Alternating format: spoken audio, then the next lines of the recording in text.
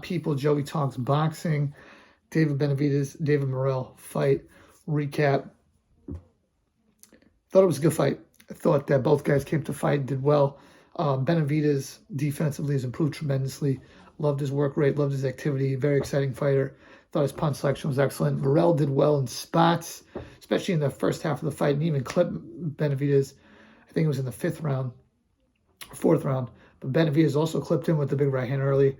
But as the fight went on, I felt Morrell, his work rate went down and down and down. He just didn't do enough to win the fight.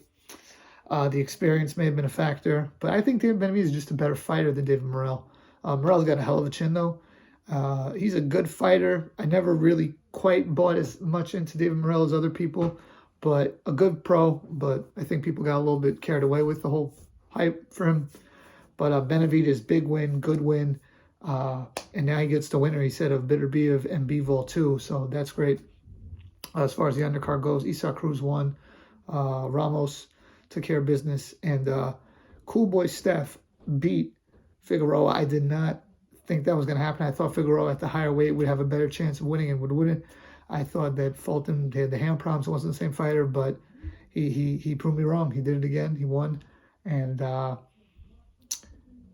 it was surprising to me how Figueroa, for a pressure fighter, he does nothing really to do anything to win besides for just using his strength and physicality and swinging one punch at a time.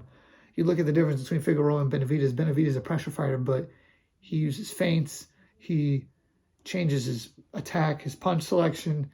He gives different angles.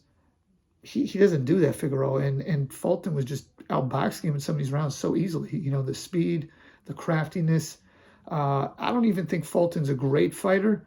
I think he's a good fighter, but even he has some, even this fight, he showed some limitations with his lack of power and lack of physical strength, even at that weight. But he was just able to outbox him so easily. But good win for him. I still think Nick Ball would steamroll Stephen Fulton, and I think that Inoue would have a hard time with Figueroa because of the styles thing.